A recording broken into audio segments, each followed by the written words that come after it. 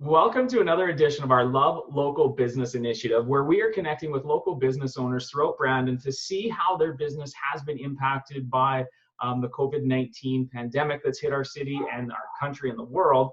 So today I'm fortunate enough to sit down with Anna, the owner of Prairie Firehouse. So thank you for joining me here, Anna. Absolutely. Awesome. So first of all, do you just want to introduce yourself a little bit and tell us a little bit about the Prairie Firehouse? Sure. We opened in about 2015. My name's Anna Dumas. I'm the sole owner and proprietor, owner-operator. You'll usually see me toddling around there every day. So yeah, we've been open for 4 years now in Brandon, and our focus is real food made from scratch, using as many local ingredients as possible. It's very important to me to use Manitoba products and to make things in my kitchen that, like I wouldn't make anything in my kitchen that I wouldn't serve my family. And it's really important to provide really good food and service and fun events and live music and stuff like that, like kind of bringing it to the grassroots of how dining should be. So that's my business. Perfect. So not only are you a business where people come in and eat at the restaurant, but I think a big portion of your business, I shouldn't say a big portion, but a portion of your business is the event side of the business as well, isn't it? Can you tell me a little bit about that side of the business? Yeah, so actually events is something we kind of fell into, but I mean, given the nature of the building, the historic and like how beautiful it is, how you don't have to decorate too much. Yeah, I had a bride actually before we even opened contact me. And that kind of spiraled into like a huge wedding business. Like we're booking into 2022 right now, which is really cool to have people that are thinking that far in advance and that they want to book me.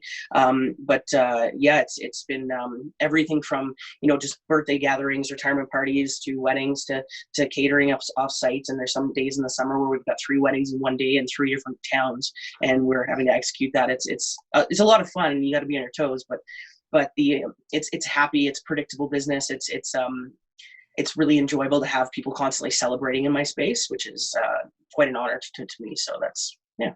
Absolutely. So we had a conversation with Katrina Sigurdsson earlier this week, and she'd kind of mentioned the events businesses and everything, how hard they've been hit by that. So can you just tell me a little bit about what a current business looks like? What's a business typically look like before any of this happened? You mean like just general day to day? Yeah, just kind of like how's the business work? I know it's a restaurant, but like you said, like multiple weddings and that, like, is it? Yeah, I mean, it's especially we'd be preparing right now to launch our summer menu. So we do 2 menus. We do seasonal ones, and so we had already started working on that. So that would have been our focus right now. But also was having a lot of meetings with brides for the summer, just getting timelines, itineraries, planning down, meeting with Katrina to talk about decor, things like that. So it's really just preparing for summer, because our summer is busy season for us, and like it's not only weddings, but every day our patio's full, and it's it's just a much busier time. So we would be essentially preparing and over preparing and doing, like I said, timelines, itineraries, overviews, and getting that kind of information together. So that's what we would have been doing had we not. But I've spent most of my days, when I do get the fortunate chance to leave the house even for an hour, I usually go and clean at the bar. I mean, literally just sanitizing everything over and over. So Yeah. So what? Obviously, things have changed now, but what's the business look like today? Well, we closed our doors on March, the day after St. Patrick's Day, so the 18th. And we just decided the Wednesday. Yeah, we decided that, for my staff's sake, for them getting EI and this being fast tracked, and like I personally, like I kind of weighed the pros and cons, and Chad from Joe Beavers actually contacted me, and he actually put it the best way: we were fighting an uphill battle if we tried to stay open.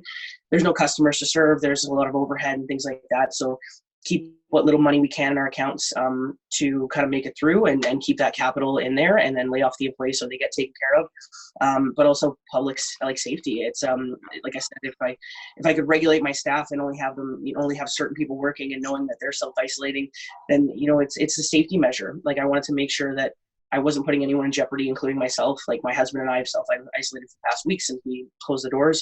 I haven't had any contact. I haven't gone to grocery stores, and it's just trying to do the socially responsible thing, right? So right now we're closed, but like I'm pretty certain that, like, given all the government programs and my stubbornness, that we will open back up. It's just my concern right now is that I have 60 seats on my patio. I've got 90 seats in the restaurant. I've got another 60 in my private dining room. And if they limit to 50 people gatherings every single day and this continues, then do I seat the patio? Do I seat the restaurant? Do I seat the private dining room? Am I allowed to seat the separate areas? So those are some big concerns that I've had actually lately. It's just how long this only small gatherings things is going to last, and it's going to go into wedding season and things like that. So those are concerns, but I mean, like I said, I think it's just if everyone just does their job, then we'll all get back up and running sooner.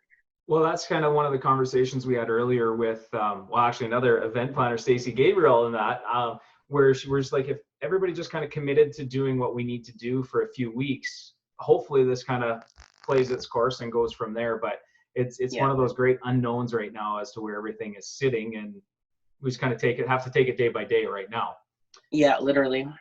So being such a big member of the community, especially the downtown community, in that as well, what can our community be doing right now to support you and your business? Like, what kind of stuff can we be doing to help you? Well, I think right now, like, that the community in general, like just over social media, has been really supportive and supportive of our decision to shut down. If people did want to buy gift cards, I would certainly, they could just email me through the website or something like that. If they did want to support that way, that would be amazing. And I would happily, honor those gift cards for once we do open back up. But honestly, like, I think once I'm out of quarantine, then I think what I'm probably going to do is actually go downtown and start like cleaning up and helping Bear Clan and stuff like that, because I think that our community seems to be very scared of downtown, and a lot of us have worked very hard at trying to change that slowly, right? So so maybe that would be a productive thing to do, is helping clean up downtown. Oh, that's amazing. And I know I sit on one of the downtown boards and that, and I agree completely that there's so much opportunity down there, but I commend you for taking that potential opportunity to help out down there. Is there, with all, like you said, you're booking weddings out into the future, do you like, how are you handling that right now with those brides and those events and that? How is that shaping up for the immediate future in that? Just keeping communication lines open, making sure that they're aware that like I'm comfortable and I'm not worried, and that keeping the brides calm. That's not in a global pandemic, that's hard enough. So I've just been trying to touch base with some of them, and some of them have reached out to me. So it's really just keeping the lines of communication open and making sure that they're aware I'm still here, I'm still working for them, I'm still ready to go. Like, it's day by day as of right now, and I just want to make them feel comfortable. So a lot of them are making the decision whether to postpone or kind of like, let's do this week by week, because I mean, if they lift the over 50 person gathering on April 20th, I think it would be, if they lift it and let it stay lifted, then their biggest concern at that point would be, okay, well, who is going to show up? Who's going to be still scared? Who's going to, so like, do they still move forward? They can't do socials, so they can't, like, that's probably paying for some of their wedding. And so, but these are things that I'm touching base with them on, and just saying, like, don't worry, I'm here for you if you need anything, and so on. Perfect. So is there anything else you want to mention to the community, or any message you want to try and get out at this time? No, I think it's just stay home so that's all can be over sooner. I think is just take it seriously, and like, let's do our job and be socially responsible, and taking care of our community and helping the healthcare workers. So perfect. So if somebody does want to reach out to you in regards to an event or gift cards or anything, what's the easiest way for people to find you? There's a contact form on the website, but also my email address is just Anna, ANNA, @prairiefirehouse.com, which is also on the website. So perfect. Okay. Well, thank you very much for taking a few minutes out of your time today. And just remember, everybody, support our local businesses. They are the backbone of our community.